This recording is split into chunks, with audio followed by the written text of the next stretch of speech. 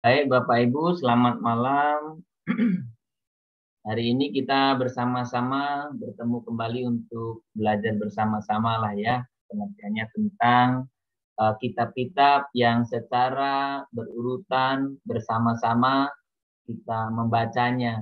Dan dari gereja berusaha untuk memberikan, mungkin menolong kita mengerti lah ya.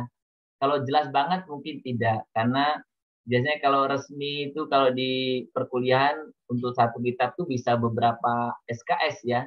Jadi dalam hitungan menit untuk menjelaskan secara detail tidak mungkin, tapi paling tidak memberikan guideline yang membuat kita jelas ketika membaca dan kita semakin mengerti, harapannya demikian Bapak Ibu. Ya, hari ini kita masuk dalam kitab Ayub ya. Jadi ini sebetulnya dalam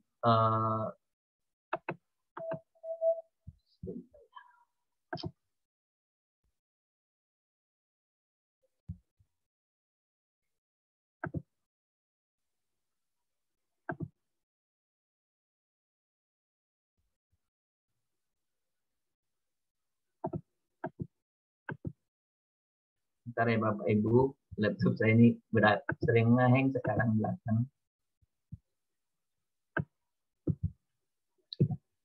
Jadi kalau kita berbicara tentang kitab Ayub, sebetulnya kita berbicara tentang kitab sastra ya. Jadi kita ya mau tidak mau harus membahas itu.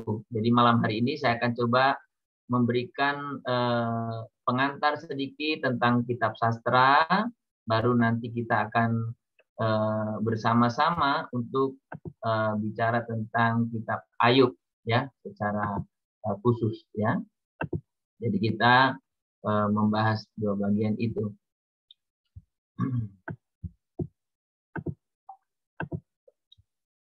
Saya senang malam hari ini ada banyak yang bergabung bersama-sama.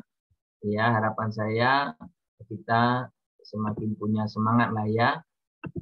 Terima kasih juga, ini ada Ibu Vena yang rajin mengikuti kelas Demas kita juga, dan malam ini juga bergabung bersama kita.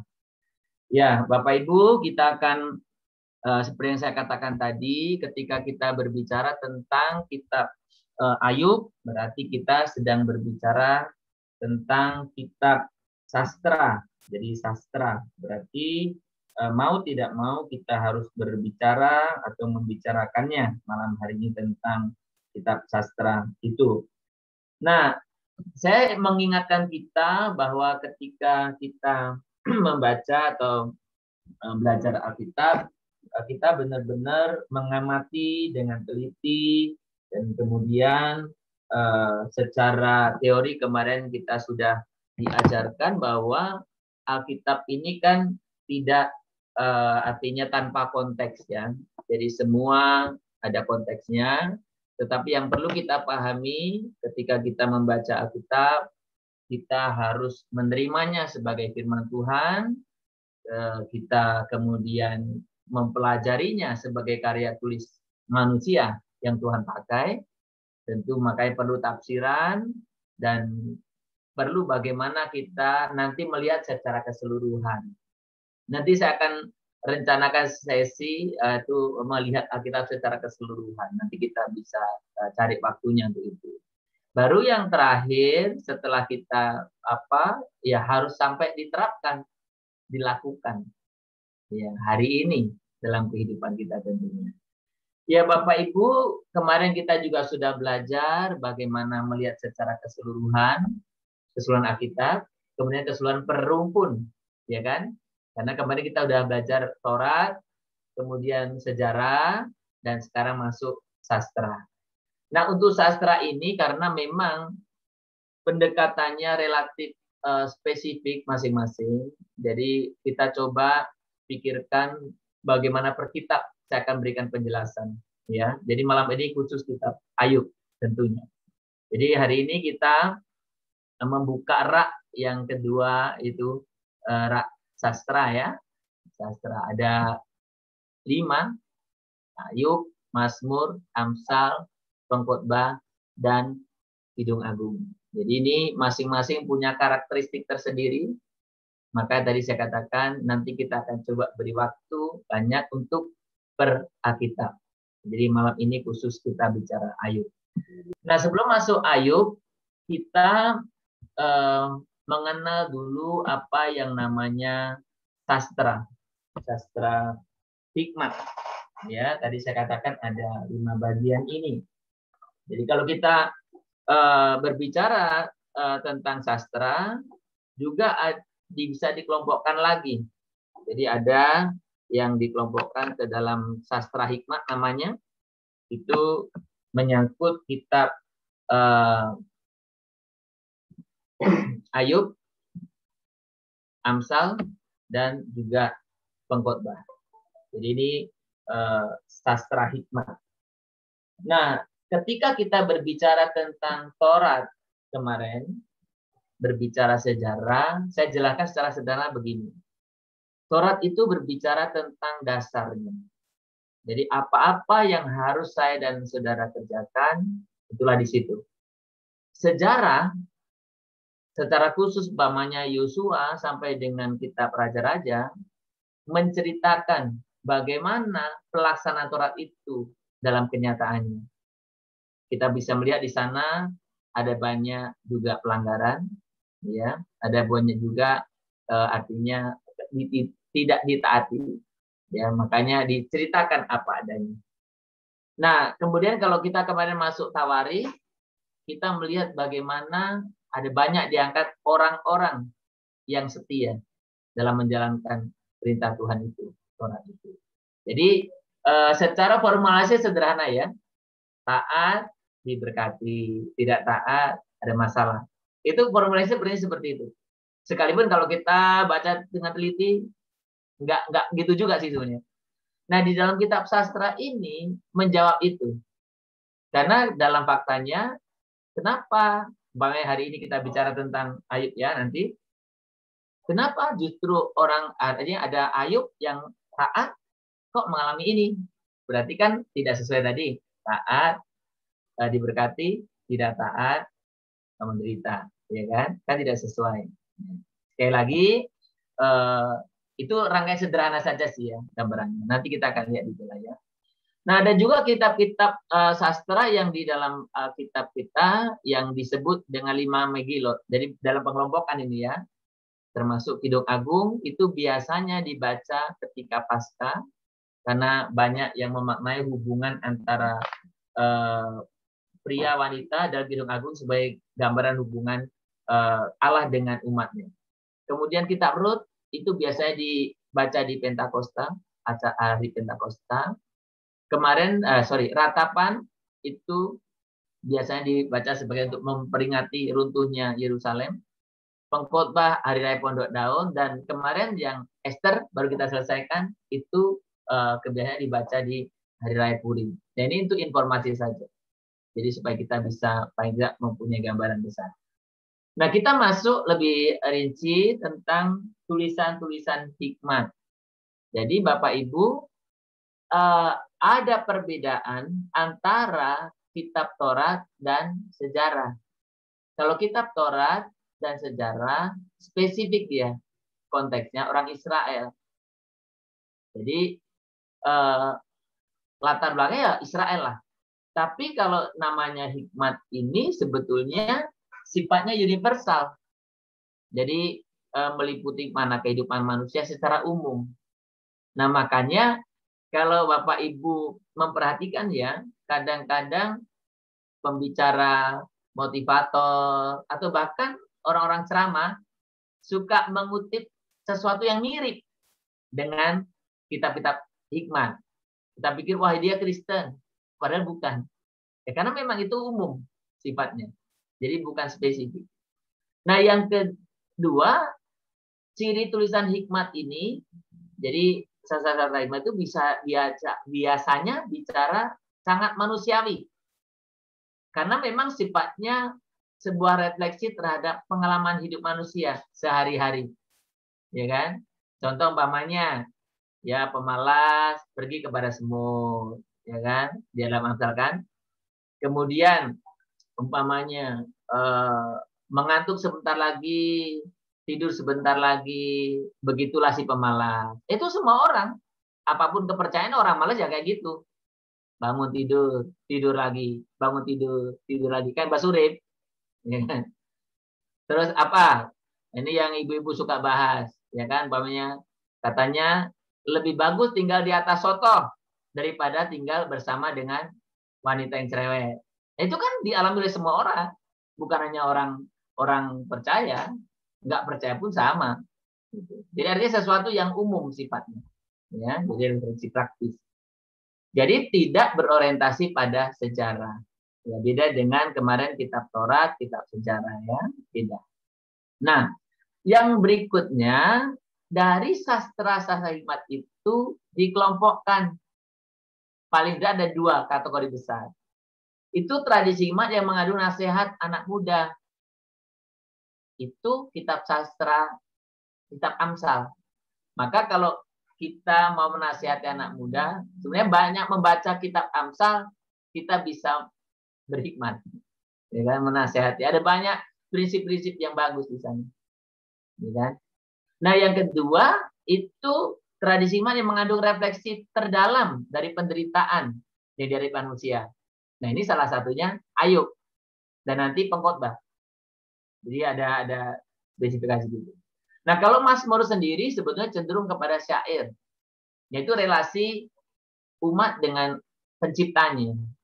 Jadi makanya ada orang mengatakan gini, kalau kita rajin berkali bacalah Mazmur, bacalah Amsal. Jadi 2 Alkitab ini terus baca, maka kita sebenarnya akan memiliki keseimbangan. Bagaimana kita memahami tentang hubungan kita dengan Allah dan bagaimana kita bisa bijak juga menyikapi hubungan dengan sesama. Ya, ada yang mengatakan demikian. Nah, kebijaksanaan secara umum apa sumbernya? Ya, saya sedikit informasinya karena tadi saya jelaskan di awal bahwa ini sebenarnya umum. Ya, informasinya itu berasal dari apa? Pengamatan, pengalaman. Jadi apa yang dikatakan di dalam kitab-kitab sastra itu ya berdasarkan pengalaman juga.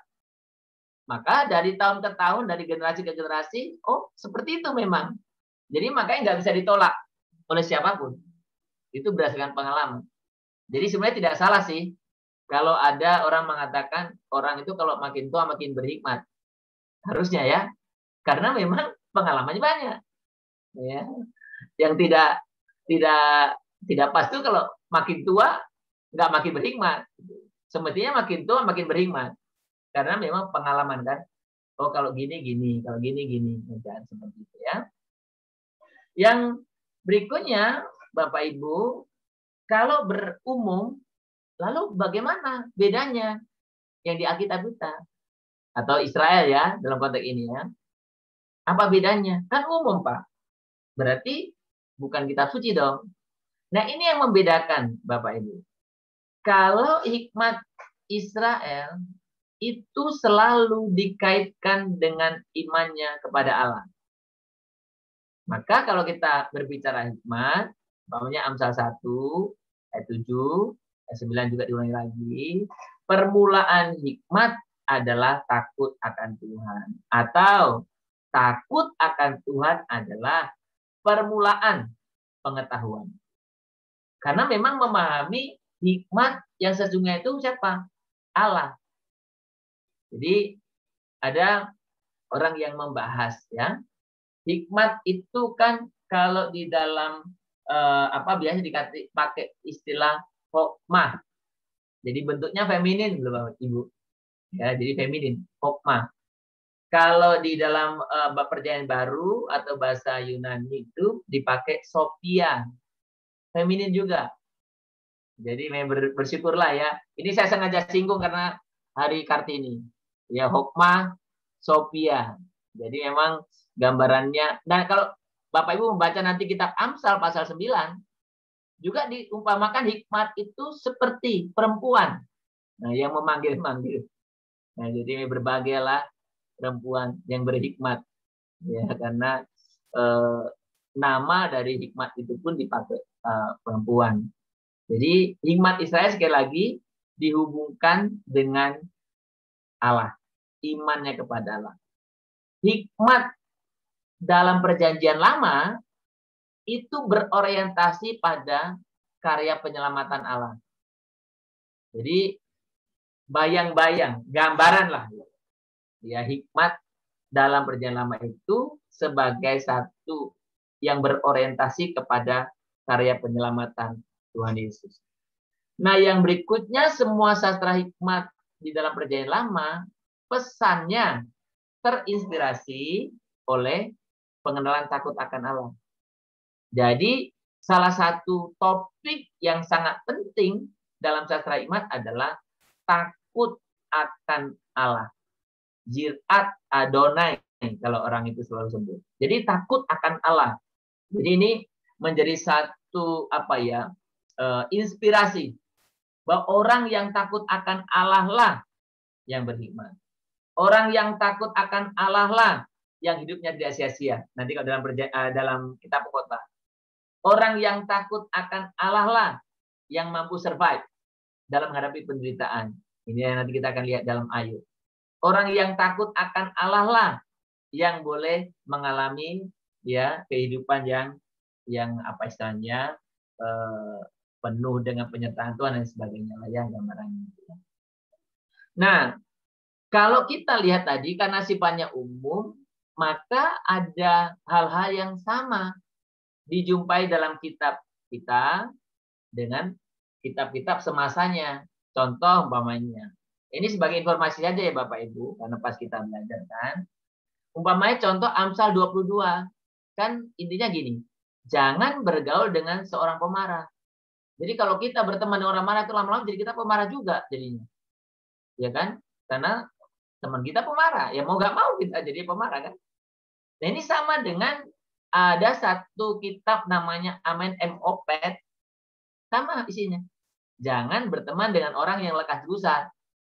Orang lekas gusar kan pemarah. Baru diisi sedikit, udah gusar. Nah pemarah kan sama kan. Jadi makanya ada yang sama seperti itu. Ada banyak tulisan-tulisan yang sama. Ya. Dan nanti kalau di dalam kitab Pengkhotbah juga sama. Ada prinsip-prinsip yang sama dengan pandangan-pandangan yang berkembang pada masanya.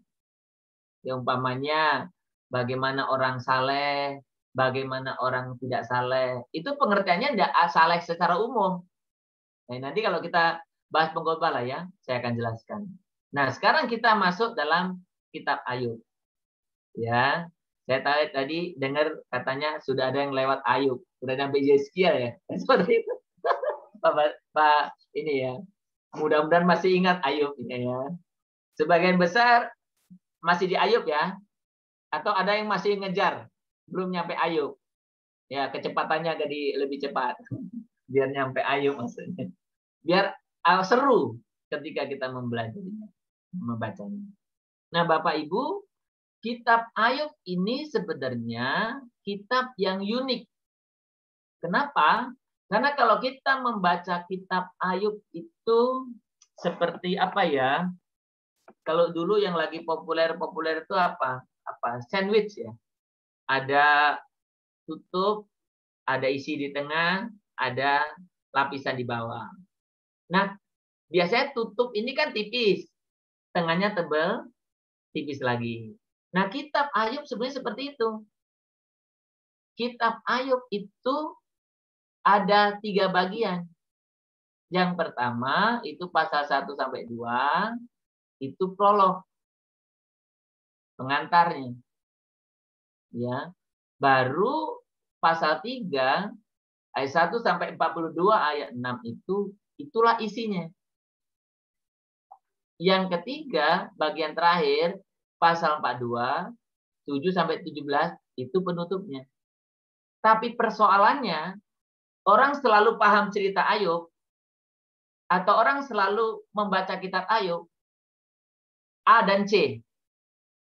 Betul tidak? Kita kan selalu memahami cerita Ayub itu A, kemudian langsung C. Jarang yang memperhatikan B.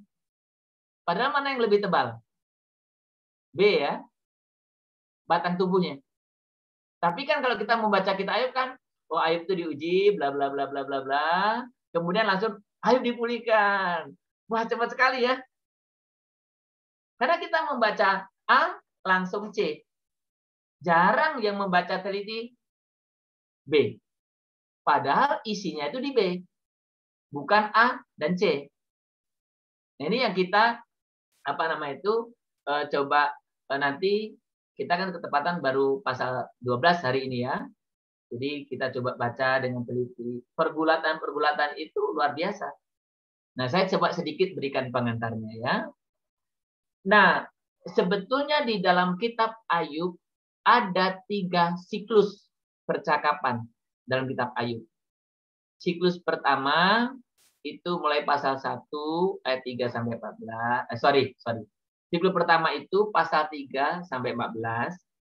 Siklus kedua 15 sampai 21. Siklus ketiga 22 sampai 31. Jadi kalau kita memperhatikan itu ada polanya seperti itu. Jadi di dalam batang tubuh ini sebetulnya yang sedang dibicarakan itu namanya standar teodisi. Siapa yang memakai standar teodisi itu?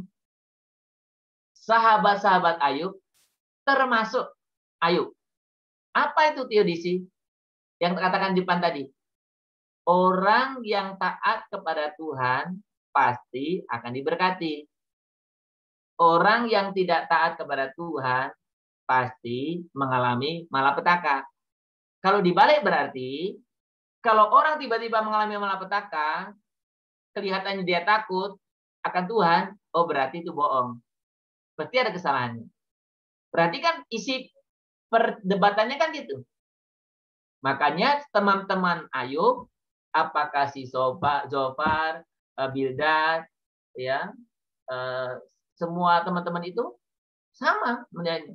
Termasuk ya Ayub sendiri menilai diri sendiri juga sama. Makanya kemarin ya kalau bacaan yang kemarin itu waktu Ayub kan hari ini juga kan itu Ayub karena menilai diri sendiri dengan pemahaman itu. Dan jangan salah, pemahaman teodisi ini nyaris sampai sekarang pun masih dipiara orang kan. Pokoknya kalau kita setia pada Tuhan pasti diberkati, ya kan? Kalau tidak setia pasti mengalami malapetaka, ya kan? Maka kalau kita kadang-kadang mau ikut Tuhan, kemudian mengalami persoalan sedikit, langsung cepat-cepat, loh, saya sudah ngikut engkau kok gini. Jadi padahal sebetulnya kalau kita setia membaca firman di dalam perjanjian baru itu sudah kelihatan jelas. Nggak seperti itu kan? Tuhan Yesus taat banget pun. Tapi kan nggak berakhir dengan berkat kan? Selalu hidupnya penuh tantangan. Ya. Nah, pemikiran kitab Ayub sebetulnya berbicara tentang banyak kita kan berpikir bicara tentang penderitaan. Padahal ini bukan poinnya. Kitab Ayub bukan mempersoalkan tentang apa sebabnya manusia menderita. Bukan. Kitab Ayub ya pertanyaan yang isinya sebenarnya pertanyaan yang mendalam tentang sifat hubungan manusia dengan Allah.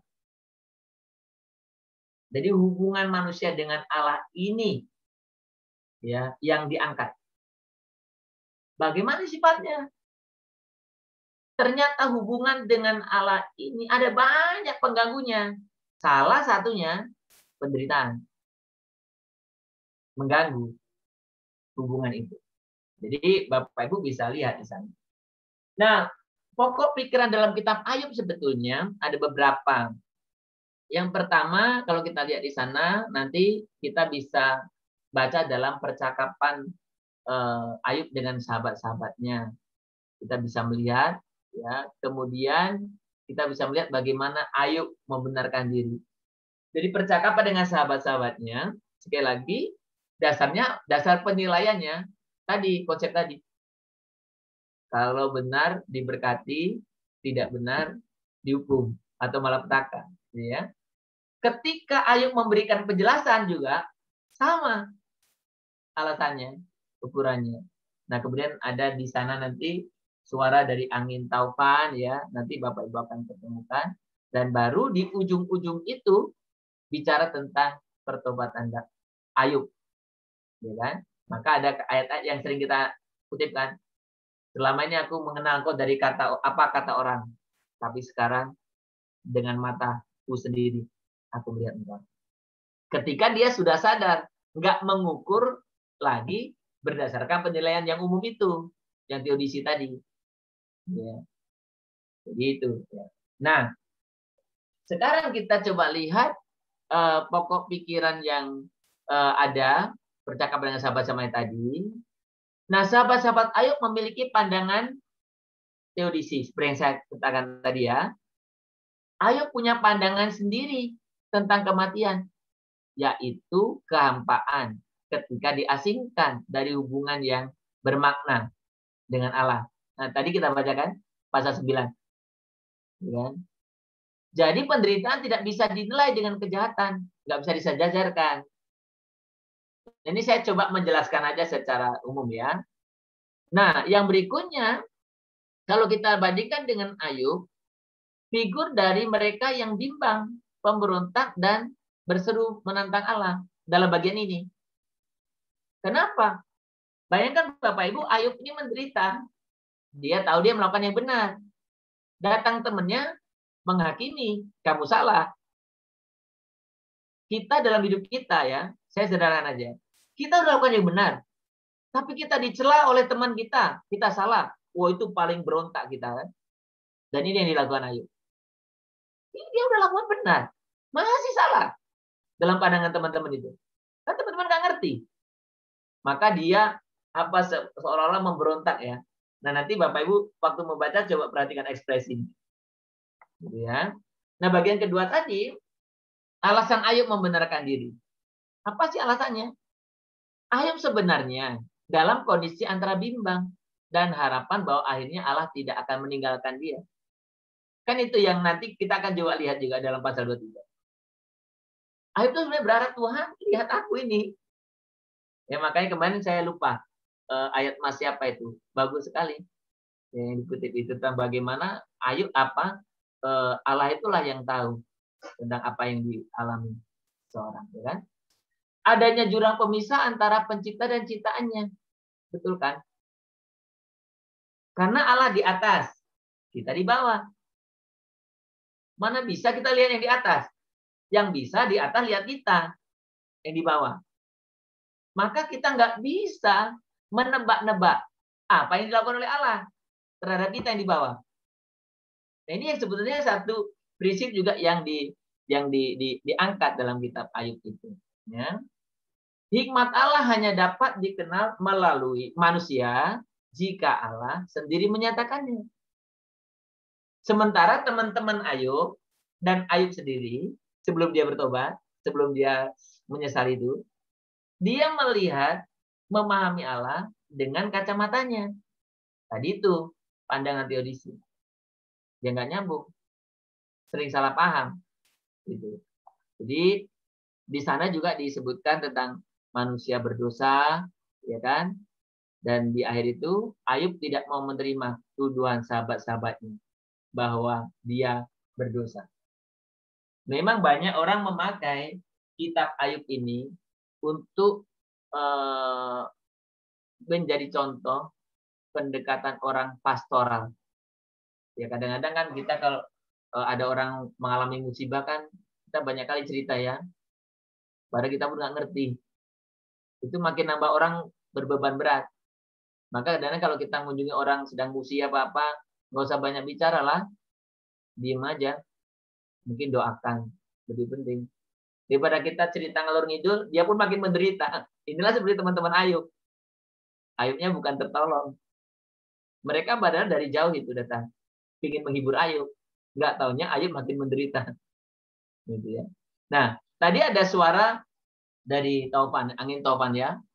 Tuhan memulai percakapannya dengan pertanyaan yang bertujuan mengingatkan Ayub bahwa dia adalah ciptaan yang memiliki keterbatasan dan yang tidak berhak mengadili penciptanya.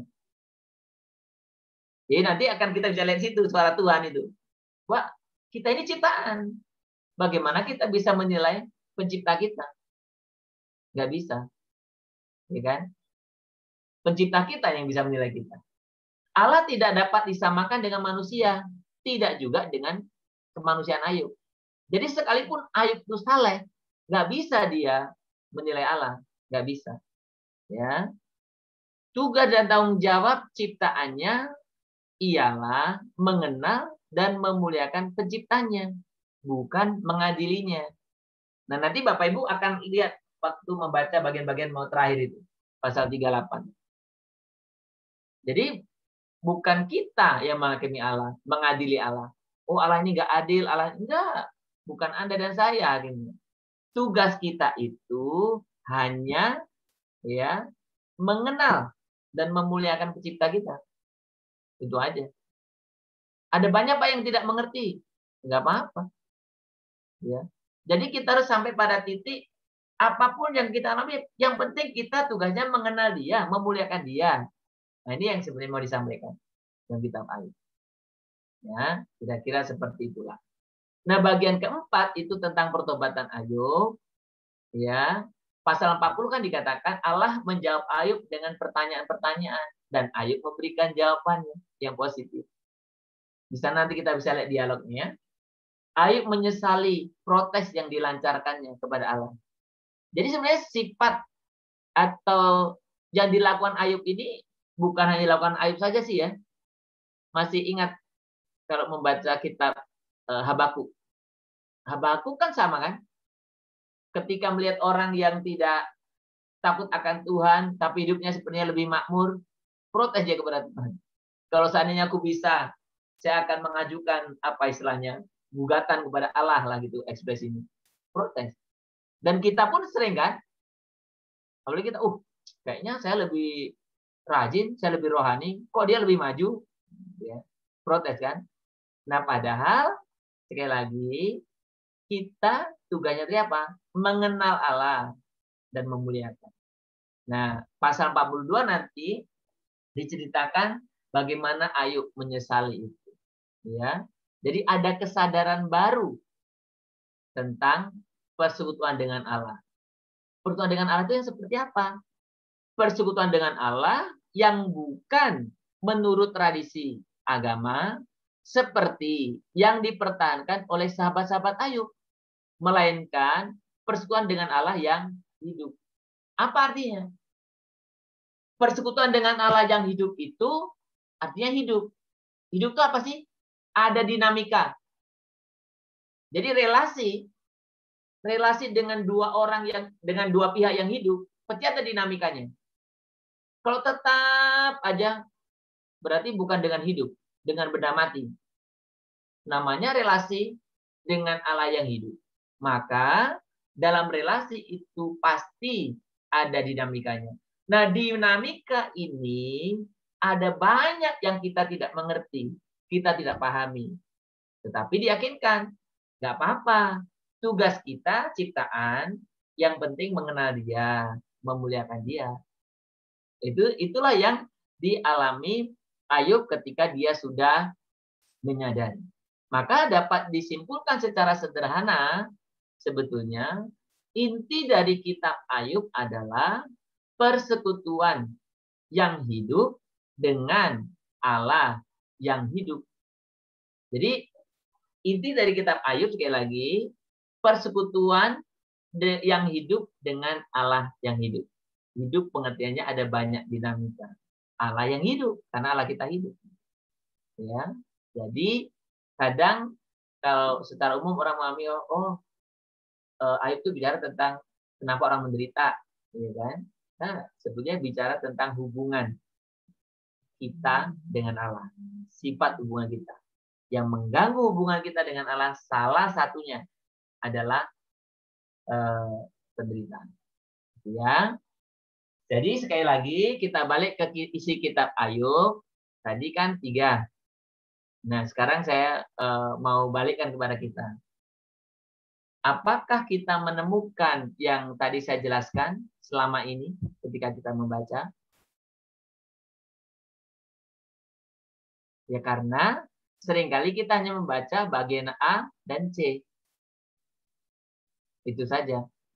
Yang B, yang justru itu yang mau diungkapkan, tidak dibaca. Makanya, kitab Ayub ini kan sebenarnya masuk dalam sastra. Sastra itu sebenarnya ditulis dalam bentuk puisi. Tapi kitab Ayub ini, kan tadi gabungan. A dan C, prolog dan epilog, ditulis bentuknya prosa. Cerita biasa.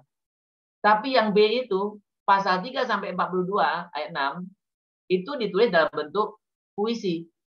Makanya kan kalau Bapak Ibu membacakan seperti Mazmur kan? Jadi bentuknya beda antara prosa dan puisi. Jadi makanya intinya diletakkan sebenarnya pada pasal 3 sampai 42 itu. Perdebatan-perdebatan itu, ya. Nah, secara rinci ya kita bisa petakan seperti ini sebenarnya polanya, ya kan? Ada prolog, monolog, dialog, monolog. Nah, nanti di tengah-tengah itu ada si Siap Udan itu ya. Si Elihu kan si Siap Udan. Teman-teman yang paling muda. Makanya ngomong paling belakang.